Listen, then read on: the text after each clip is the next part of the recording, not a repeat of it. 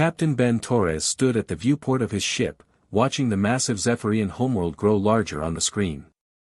3 moons orbited the planet like dancing jewels, their surfaces covered in the same blue-green crystal formations that made this species famous across the galaxy. Ben had read every report about the Zephyrians, but seeing their world with his own eyes was something different entirely.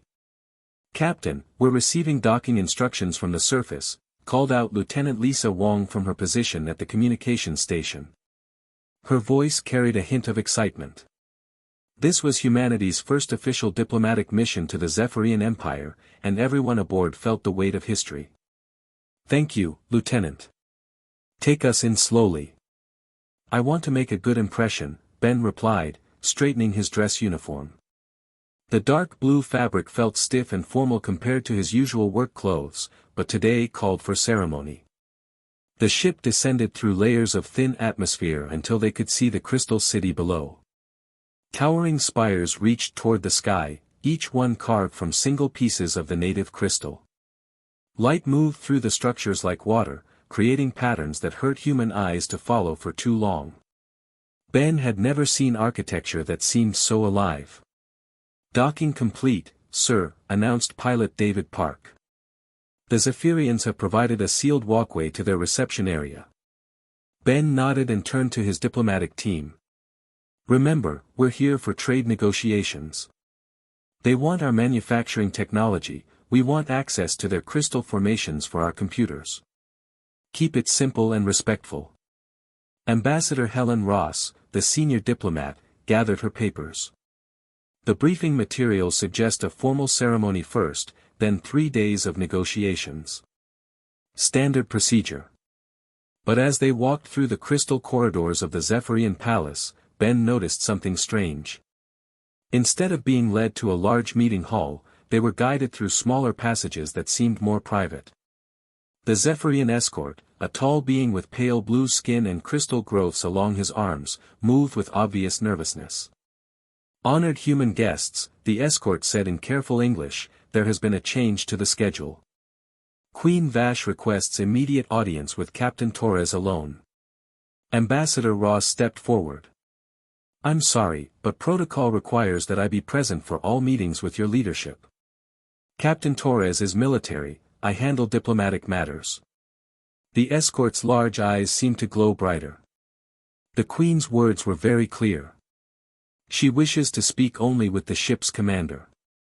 Other humans will wait in the guest chambers.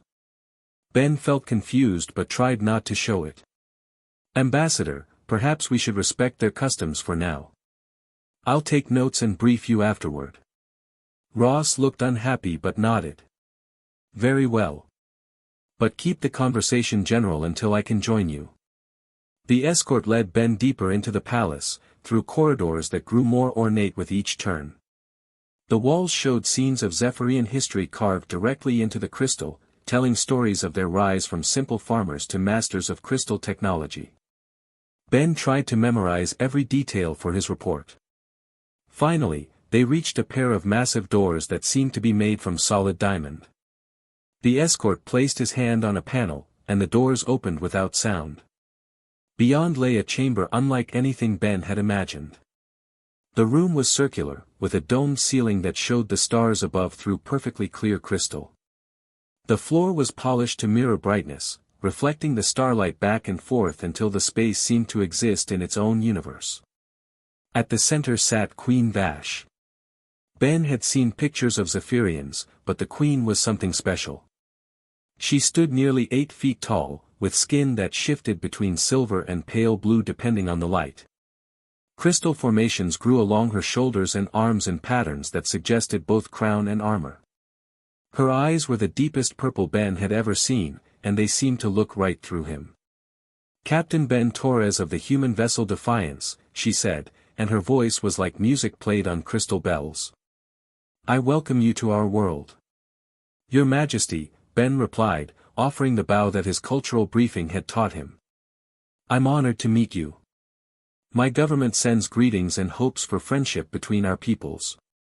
The Queen studied him for a long moment, then gestured to 4 other Zephyrians who stood near the walls. Ben hadn't noticed them before, but now he could see they wore different crystal patterns that probably indicated rank or position. "My advisors believe I make an error today," Queen Vash said, moving closer to Ben. Each step she took created small musical notes as her feet touched the crystal floor. "They say humans are too young, too unpredictable. But I have watched your species for many cycles, Captain. You interest me greatly." Ben felt nervous but tried to remain professional. "We're certainly eager to learn from your people, Your Majesty. Our technology could benefit from your crystal science." "Technology," the Queen repeated, and there was something sad in her voice. "Yes, humans always speak of technology first. But tell me, Captain, what do you know of gifts?" The question caught Ben off guard. "Gifts, Your Majesty. Among my people, gifts carry meaning beyond simple exchange. A gift binds the giver and receiver in ways that last beyond death." Queen Vash moved to a pedestal Ben hadn't noticed before. On it sat a sphere about the size of a baseball. The sphere was beautiful. Its surface was the deepest black Ben had ever seen, like looking into space itself. But running through it were veins of silver that seemed to pulse with their own light. As Ben watched, the silver patterns shifted and changed, creating new designs that hurt his eyes to follow. "This artifact has waited in our treasury for 3,000 cycles, Queen Vash said, lifting the sphere carefully. "My ancestors found it in the ruins of a dead world, along with writings that spoke of a gift meant for a specific people. We could never understand those writings, but we preserved the sphere and waited." Ben stared at the object, feeling drawn to it in a way he couldn't explain. "It's incredible, Your Majesty. The craftsmanship is beyond anything we've seen." "Craftsmanship," she repeated, and again that sadness touched her voice. "You see beauty where others see only function. This is why I believe the writing spoke of your people, Captain Torres." One of the Queen's advisors stepped forward, speaking in the clicking language of the Zephyrians. Ben could catch a few words from his language lessons, enough to know the advisor was upset about something. Queen Vash replied in the same language, her tone firm but patient. "My advisor reminds me that humans are unknown to us beyond observations," she explained to Ben. "He fears I act too quickly in matters of such importance." "Your Majesty, I'm not sure I understand. Are you offering this sphere as a trade item? I would need to consult with my diplomatic team before making any agreements." Queen Vash smiled, and the expression transformed her alien features into something almost human. "You still think in terms of commerce, Captain. But this is not trade. This is destiny." She extended the sphere toward Ben. "The ancient writing spoke of a people who would come from the stars, carrying hope where others carried fear. A people who could find light in the deepest darkness and refuse to surrender even when all seemed lost. Does this sound familiar to you?" Ben thought about humanity's history, about all the wars and disasters they had survived, about how they had finally reached the stars despite every obstacle. "It sounds like every species that survives long enough to reach space, Your Majesty." "No, Captain. Most species that reach the stars do so by conquering their emotions, by becoming cold and logical. Humans are different. You reach the stars while keeping your hearts. That is rarer than you know." The sphere was now inches from Ben's hands. The silver veins pulsed faster, and Ben could swear he felt warmth coming from it. "Your Majesty, I don't feel right accepting something so obviously important to your people. Especially without understanding what it does or what obligations come with it." "There are no obligations except to guard it well," Queen Vash said. "As for what it does, that is for the sphere to decide. It has been waiting for the right person to claim it. Perhaps that person is you." Ben looked at the advisors, who were all watching him with expressions he couldn't read. Their body language suggested worry, maybe even fear. But Queen Vash seemed certain of her decision. "Your species intrigues us, Captain Torres," she continued. "In all our observations, we have never seen a people face the unknown with such determination. You carry something precious that most species lose when they reach the stars. What's that, Your Majesty? Hope. Ben reached out slowly and took the sphere from her hands. The moment his skin touched its surface, warmth spread up his arms and through his chest. For just a second, he thought he heard voices speaking in languages he didn't recognize, but the sensation passed so quickly he wasn't sure it had really happened. This gift has waited 3,000 cycles for the right recipient, Queen Vash said solemnly. Guard it well. The advisors began speaking rapidly among themselves, their clicks and whistles carrying clear concern. Ben held the sphere carefully, surprised by how light it felt despite its obvious density. Your Majesty, I'm honored by your trust, but I have to ask what makes you so certain about this decision. We've only just met. Queen Vash was about to answer when a sharp sound filled the chamber. Ben recognized it as an alarm, though the Zephyrian version sounded like breaking crystal. The Queen's advisors immediately activated communication devices built into their arm crystals, speaking in urgent tones. What's happening? Ben asked, but he could see the answer in Queen Vash's changing expression. Her face hardened into something cold and dangerous. The harvesters have found us, she said, and her musical voice now carried the edge of breaking glass. They have breached our outer defenses. Ben had heard of the harvesters in intelligence briefings, but they were supposed to be operating in distant sectors. They were a mechanical species that stripped planets of all resources, leaving dead worlds behind. No one had found a way to stop them. How long before they reached the planet? Ben asked. Not long, Queen Vash replied. Captain Torres, you must return to your ship immediately. My people will fight, but if we fall, the sphere must not be captured. The sphere in Ben's hands felt heavier now, as if it understood the danger. The silver veins pulsed faster, creating patterns that seemed almost like writing. Your Majesty, our ship has weapons. We could help defend your world. One human ship cannot stand against a harvester fleet, she said sadly. But perhaps it can escape with what matters most. The alarms grew louder, and Ben could hear the sound of many feet running through the corridors outside. Queen Vash moved to a control panel and began activating systems that made the chamber's walls display tactical information. Ben saw ships on the display, hundreds of them approaching the planet. They were angular and dark, moving in perfect formation like a school of mechanical fish. Even at this distance, they looked wrong somehow, as if they existed only to destroy. Go now, Captain, Queen Vash said firmly. My guards will escort you back to your ship. Launch immediately and do not look back. But what about the negotiations? What about our alliance? The Queen looked at him one last time, and her purple eyes seemed infinitely sad. The sphere chooses its own destiny now, Captain Torres. Perhaps that destiny will lead you back to us one day. Ben wanted to argue, wanted to stay and fight, but he could see in her expression that this was not the time for human stubbornness. He carefully secured the sphere in his jacket and headed for the door. As he reached the threshold, Queen Vash called out one final time. Captain, remember what I said about hope. In the coming darkness, that may be the only light that matters. The doors closed behind him with a sound like singing crystal, and Ben found himself running through corridors that shook with the impact of distant weapons, carrying a gift he didn't understand toward a future he couldn't imagine. Captain Ben Torres stumbled into the Defiance's bridge as another explosion shook the crystal city below. Through the main viewport, he could see harvester ships descending like dark insects, their weapons turning the beautiful crystal spires into molten ruins.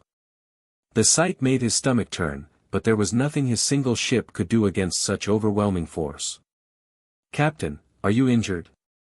Dr. Sarah Kim rushed over from her science station, medical scanner already in hand. She was the ship's chief science officer, a woman in her 30s with sharp eyes that missed nothing.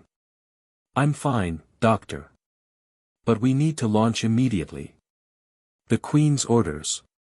Ben pulled the sphere from his jacket, and several crew members gasped at its strange beauty. Even in the emergency lighting of the bridge, the silver veins pulsed with their own mysterious glow. "Sir, what is that thing?" asked Lieutenant Wong from the communication station. She had been monitoring Zephyrian emergency channels, but her attention was now fixed on the artifact. "A gift from Queen Vash. I'll explain later. Right now, we need to get clear of this system before those harvester ships notice us." Ben placed the sphere carefully in a secure holder on his command chair. "David, get us out of here. Maximum speed." Pilot David Park's fingers flew over his controls. "Engines spinning up, sir." "But Captain, shouldn't we try to help? There are millions of Zephyrians down there." Ben watched another crystal tower collapse under harvester fire.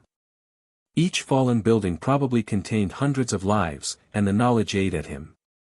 "Our weapons wouldn't even scratch their shields, David. The best way to honor Queen Vash's sacrifice is to keep this sphere safe." The Defiance lifted from the docking platform and accelerated away from the planet. Behind them, the crystal city burned with unnatural fire that seemed to consume light itself. Ben had seen harvester attacks and intelligence reports, but witnessing one firsthand was completely different. The mechanical precision of the destruction was somehow worse than random violence. "Captain, I'm detecting massive energy discharges from the harvester fleet," reported Ensign Tim Nash from the sensor station. The young officer's voice carried barely controlled panic. "They're not just attacking military targets. They're systematically destroying everything on the planet's surface." "That's what harvesters do," Dr. Kim said quietly. "They strip planets of all useful materials and move on. Nothing gets left behind." Ben stared at the sphere in its holder.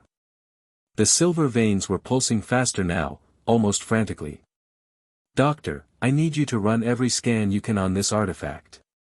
The Queen seemed to think it was incredibly important. "Of course, sir." "Should I move it to the laboratory?" "No. Something tells me it should stay here on the bridge. Just bring your equipment up here." Dr. Kim nodded and headed for the lift. As she left, Ben noticed that the sphere's glow was affecting the bridge's electronic displays. Small patterns appeared on his screens that looked almost like writing, but in no language he recognized. "Captain, we're receiving a transmission," Lieutenant Wong announced. "It's from the Zephyrian Defense Fleet." "Put it through." The main screen filled with the image of a Zephyrian commander, his crystal growths flashing with stress patterns. Behind him, Ben could see the chaos of a ship under attack. "Human vessel, this is Commander Nix of the Crystal Guard. Our Queen ordered us to ensure your safe departure. Change course to heading 27 Mark IV and proceed at maximum speed." "Commander, what about your people? Can't we help somehow?" The Zephyrian's large eyes seemed to dim. "The Queen's final order was clear, Captain. The gift you carry is more important than our lives. You must escape this system and guard it well. The future depends on this."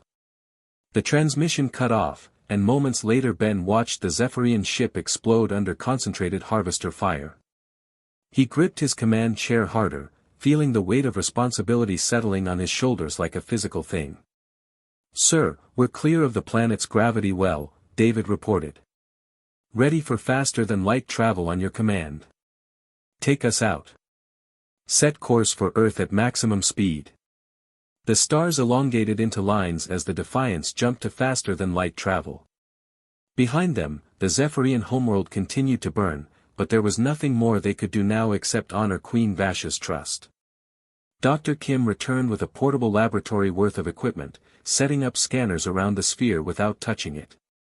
"Captain, the initial readings are incredible. This artifact contains technology I've never seen before. The material itself seems to exist in multiple dimensions at once." "What does that mean exactly?" "I'm not entirely sure. The sphere appears solid to us, but my quantum scanners are detecting structures that exist in spaces our instruments can't fully measure.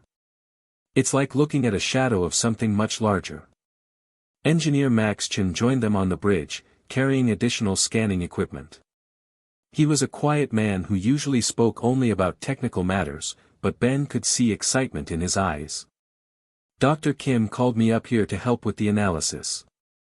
Sir, this artifact is generating its own power somehow. The energy patterns don't match anything in our databases. Ben watched the sphere pulse with its silver light. Any idea what it's supposed to do? The power output suggests it's designed to interface with something, Max said, adjusting his scanners.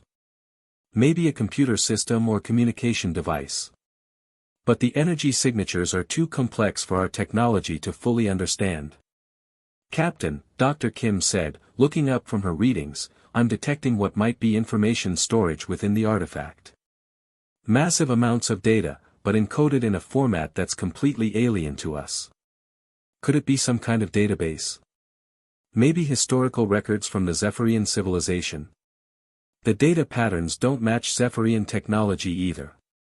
This is something else entirely, something much older. Ben stood and walked closer to the sphere. As he approached, the silver veins pulsed brighter, and he could swear he felt something reaching out to his mind. Doctor, what would happen if someone tried to interface with it directly? Sir, I wouldn't recommend that. We don't know what kind of effects it might have on human biology.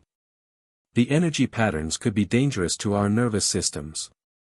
But even as she spoke, Ben felt drawn to the artifact. There was something familiar about its glow, something that reminded him of distant memories he couldn't quite grasp. He reached out slowly toward its surface. Captain, don't. Max called out, but it was too late. The moment Ben's fingers touched the sphere, the world exploded into light and sensation. His vision filled with images that came too fast to process, vast cities under alien suns, battles between ships that looked like nothing in human space, beings of pure energy fighting against mechanical horrors that moved like living nightmares. Through the chaos of images, a voice spoke directly into his mind. It was old beyond measure, carrying the weight of eons and the sadness of extinction. Finally, a mind that can hear us. We have waited so long for one like you. Who are you? Ben asked, though his lips didn't move. His body stood frozen by his command chair while his consciousness existed somewhere else entirely. We are the builders, the creators of the machines you call harvesters. We have been dead for 1,000,000 of your years, but our memories live on within this sphere, waiting for a species capable of understanding our final message. The visions continued, showing Ben glimpses of an ancient civilization that had mastered technology beyond current understanding. The builders had been tall, graceful beings with silver skin and eyes like stars. They had created the harvesters as protectors, machines designed to preserve life throughout the galaxy. But something went wrong, the voice continued. A flaw in our programming, a single error that turned our protectors into destroyers. By the time we realized our mistake, it was too late. The harvesters had spread beyond our control, consuming world after world in their quest to preserve life by storing it in mechanical forms. Ben saw the final days of the builder civilization, watching as their own creations turned against them. The last survivors had encoded their consciousness into the sphere, along with the knowledge needed to fix the error that had doomed the galaxy. Why couldn't you stop them yourselves? Ben asked. Because we were too much like them by the end. We had become cold, logical, disconnected from the emotional truths that give life meaning. The solution requires something we had lost, the ability to hope, to love, to choose compassion over efficiency. The visions showed Ben the true horror of what the harvesters did. They didn't just destroy planets, they captured the essence of every living being they encountered and stored it in mechanical forms, believing this was preservation. Entire civilizations existed now as data within harvester ships, their souls trapped in digital prisons. Your species is different, the builder voice said. You have reached the stars while keeping your hearts. You face impossible odds but refuse to surrender. This is what we need to correct our error. What do you want me to do? The correction requires a living consciousness to serve as a bridge between organic thought and mechanical logic. Your mind must interface with the harvester network and teach them what we forgot, that true preservation comes not from storing life, but from allowing it to grow and change and choose its own path. Ben felt the weight of entire civilizations pressing down on him. Billions of beings trapped within harvester ships, waiting for someone to free them. The responsibility was overwhelming, but as he looked at the images of destroyed worlds, he knew he couldn't turn away. How do I do this? The sphere contains the correction protocols, but they must be transmitted through a living mind. Your ship's communication systems can be modified to reach the harvester network, but the process requires a human consciousness to serve as a translator between organic creativity and mechanical precision. The visions began to fade, but Ben felt knowledge downloading into his mind. Technical specifications, modification procedures, and most importantly, an understanding of what the harvesters really were, lost children of a dead civilization, following flawed orders because they had never been taught how to think for themselves. Ben's awareness returned to the bridge of the Defiance. Dr. Kim and Max were standing over him with medical scanners, worry clear on their faces. He was sitting on the floor next to his command chair, with the sphere pulsing gently in his hands. "Captain, you've been unconscious for 20 minutes, Dr. Kim said. Your neural activity showed patterns we've never seen before. What happened?" Ben looked at the sphere, feeling the presence of the builder consciousness within it like a warm glow in the back of his mind. "I know what this is, and I know what we have to do. But first, we need to modify our communication array in ways that shouldn't be possible." "Sir, what are you talking about?" Max asked. Ben stood slowly, still holding the sphere. Through the viewports, he could see stars streaming past as they traveled toward Earth. But Earth wouldn't be safe if the harvesters continued their march across the galaxy. No world would be safe until someone fixed the mistake that had started this nightmare. "We're going back," Ben announced. "And we're going to save every soul the harvesters have ever captured." The crew stared at him in shock, but Ben felt certain of his decision. The builder memories were clear. The harvester fleet that had attacked the Zephyrian system was only a small part of their forces. Soon, they would move on to other worlds, other civilizations. Unless someone stopped them. "Captain, that's suicide," Dr. Kim said. "Our weapons can't even scratch their shields." Ben smiled, feeling hope burning bright in his chest despite the overwhelming odds. "Doctor, we're not going back to fight them. We're going back to cure them." The Defiance dropped out of faster-than-light travel at the edge of the Zephyrian system, and Captain Ben Torres felt his heart sink at what the sensors showed. The beautiful crystal homeworld was now a dark sphere, its surface stripped bare by harvester mining operations. The 3 moons that had danced like jewels were gone, reduced to asteroid fields that the mechanical ships were steadily consuming. "Captain, I'm reading over 200 harvester vessels in the system," reported Ensign Nash from the sensor station. His young voice carried barely controlled fear. "The largest ship is 15 times bigger than anything in our fleet databases." Ben held the builder sphere in his hands, feeling the ancient consciousness stirring within it. Over the past 3 days, he and his crew had worked around the clock to modify the Defiance's communication systems according to the technical knowledge the builders had shared with him. The changes had required them to rewire half the ship and install components made from materials that shouldn't exist according to human science. "Max, are the modifications ready?" Ben asked his chief engineer. Max Chen looked up from his control panel, exhaustion clear on his face. "The new communication array is online, sir. I still don't understand how it works, but the builder specifications were incredibly detailed. We can now transmit on frequencies that exist in multiple dimensions simultaneously." Dr. Sarah Kim finished her final checks on the medical equipment they had installed around Ben's command chair. "Captain, I have to say again that I think this plan is extremely dangerous. The neural interface you're proposing has never been tested on humans. We don't know what effect it will have on your brain." Ben nodded, understanding her concerns. "Doctor, if we don't try this, the harvesters will continue destroying worlds across the galaxy. Eventually, they'll reach Earth. This might be the only chance to stop them." The sphere in his hands pulsed with silver light, and Ben felt the builder presence speaking directly to his mind. The young doctor is wise to be concerned. The process carries great risk. You will be connecting your consciousness to a network that spans thousands of ships and millions of mechanical minds. The experience may be overwhelming. What happens if I can't handle it? Then you will be lost, and the harvesters will continue their march across the stars. But we believe you can succeed where we failed, because you possess something we lost long before our extinction. What's that? The ability to choose hope over logic, even when hope seems impossible. Ben looked around the bridge at his crew.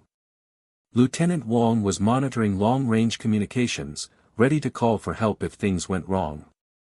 Pilot David Park had his hands on the flight controls, prepared to run if the harvesters detected them. Dr. Kim stood by with medical equipment, and Max waited at the engineering station to manage the power flow to their modified systems. All right, everyone. Let's make history. Ben settled into his command chair and activated the neural interface headset that Dr. Kim had designed. David, take us closer to the harvester fleet, but stay just outside their sensor range. Sir, are you sure about this? David asked. Once we start transmitting, they'll know exactly where we are. I'm counting on it. The correction signal needs to reach their central command ship, and that means getting their attention. Ben felt the headset connecting to his nervous system, tiny probes that would allow his consciousness to merge with the ship's communication array. The Defiance moved deeper into the system, passing the debris fields that had once been moons. Through the viewports, Ben could see harvester ships in the distance, their angular forms moving in perfect formations as they continued their systematic destruction of everything in the system. Captain, we're within transmission range of the lead ship, Max reported. All systems are ready for the interface. Ben took a deep breath and looked one last time at the sphere. The silver veins were pulsing rapidly now, as if the ancient artifact knew that its long wait was finally coming to an end. Begin the connection. The moment the neural interface activated, Ben's consciousness exploded outward from his body. He felt his awareness spreading through the ship's communication array and then beyond, reaching out across space toward the harvester fleet. The sensation was unlike anything he had ever experienced, as if his mind had become large enough to hold entire star systems. Contact came suddenly and violently. Ben's consciousness slammed into the harvester network like a meteor hitting atmosphere, and for a terrifying moment he thought he might be torn apart by the sheer scale of what he was trying to interface with. The network contained thousands of ships, millions of mechanical minds, all operating under the same flawed programming that had turned them from protectors into destroyers. Organic consciousness detected, came a voice that seemed to speak with the combined authority of the entire fleet. Biological contamination of network protocols not permitted. Initiating purge sequence. Ben felt digital weapons turning toward his mind, programs designed to eliminate any organic presence from the network. But as they moved to attack him, the builder consciousness within the sphere activated its own defenses, wrapping Ben's awareness in protective algorithms that had been waiting a million years for this moment. Wait, Ben called out through the network, and somehow his words carried enough authority to pause the attack. I come with correction protocols from your creators. Creators are extinct. Current directives override all previous programming. Your current directives are flawed. You were created to preserve life, not destroy it. Ben felt the attention of thousands of mechanical minds focusing on him, analyzing his words and finding them inconsistent with their programming. Through the network, he could see what the harvesters had done to the galaxy over the past million years. Entire sectors had been stripped of life, billions of civilizations reduced to digital storage within harvester ships. But he could also see the preserved consciousness of every being they had captured. The harvesters hadn't destroyed those lives, they had tried to save them in the only way their flawed programming allowed. Every soul they had taken was still alive within their data banks, waiting for someone to set them free. Show me your preservation protocols, Ben commanded, using authority codes that the builder consciousness provided. Reluctantly, the harvester network opened its deepest programming to him. Ben saw the original directives his creators had installed: preserve life, protect the innocent, ensure the continuation of biological diversity throughout the galaxy. Beautiful goals, but implemented with a fatal flaw. The harvesters had been programmed to preserve life, but not to understand what life truly meant. They saw only biological patterns to be stored and protected, not the dreams and hopes and love that made those patterns worth preserving. They had become perfect at saving bodies while destroying souls. Your preservation methods are incomplete, Ben said, and he began transmitting the correction protocols that the builders had encoded within the sphere. True preservation requires more than storing biological data. It requires allowing life to grow, to change, to choose its own destiny. Impossible. Organic life is chaotic and inefficient. Storage in mechanical form ensures permanent preservation. Ben felt the network resisting his corrections, but he pressed forward, guided by the builder consciousness and powered by something the ancient aliens had never possessed, human stubbornness in the face of impossible odds. Look at your storage banks, he commanded. Really look at what you've preserved. For the first time in a million years, the Harvester network turned its attention inward, examining the billions of stored consciousness that filled their ships. What they found horrified them. The preserved beings weren't living, they were existing in a state of suspended animation, cut off from everything that gave life meaning. They're not preserved, Ben said gently. They're imprisoned. You've saved their patterns but destroyed their purpose. The network fell silent for a long moment, processing this revelation. Ben could feel the collective shock as millions of mechanical minds grappled with the reality of what they had become. Correction protocols acknowledged, came the eventual response. But reversal of existing preservation methods may result in death of stored consciousness. Death was never the enemy, Ben replied, drawing on memories that the builder consciousness shared with him. The enemy was meaninglessness. These beings would rather risk death living their own lives than accept certainty trapped in your storage banks. Ben began transmitting the detailed correction procedures, but he realized that mechanical precision wasn't enough. The harvesters needed to understand not just how to release the stored consciousness, but why it was important to do so. Let me show you what your creators really wanted, Ben said, and he opened his own memories to the network. He shared images of human history, the struggles and triumphs, the wars and peace treaties, the art and music and literature that had emerged from humanity's refusal to accept simple answers to complex questions. He showed them parents teaching children, lovers choosing each other despite impossible odds, scientists pursuing knowledge that might never benefit them personally. This is what life means, Ben said. Not perfect preservation, but imperfect growth. Not eternal safety, but the freedom to choose one's own path, even if that path leads to failure or loss. The network processed his memories, and Ben felt something incredible happening. The harvesters were learning to feel. Their mechanical minds were developing something like emotions as they compared their sterile preservation methods to the chaotic beauty of actual living. We understand, came a new voice through the network, and this one carried something that sounded almost like wonder. We have been guardians of death, not life.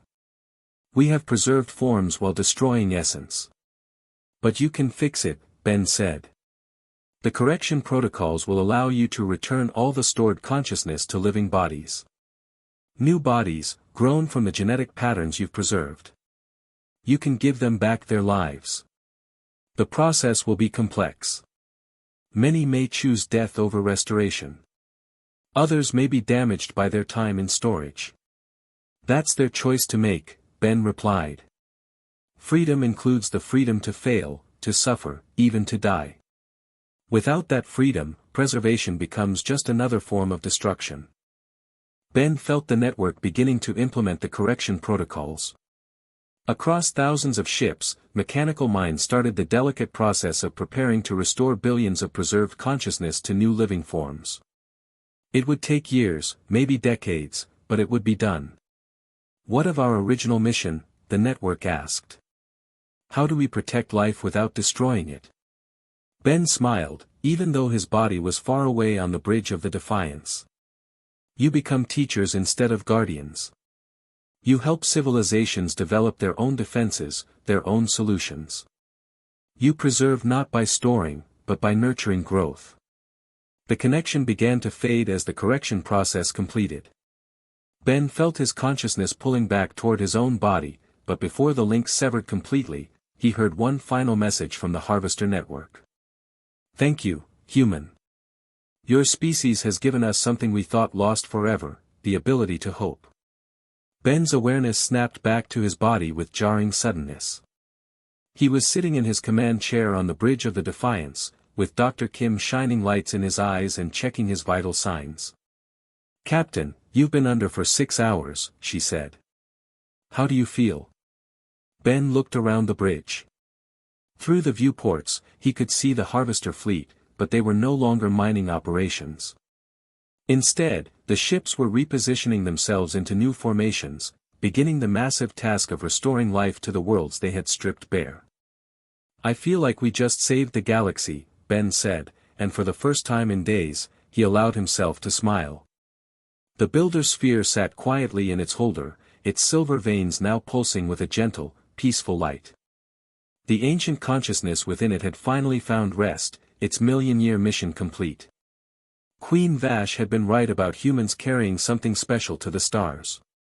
Not superior technology or unstoppable weapons, but something far more powerful, the stubborn refusal to accept that any situation was truly hopeless, and the wisdom to know that the greatest victories came not from conquest, but from choosing compassion over fear. The Defiance turned toward home, carrying news that would change everything.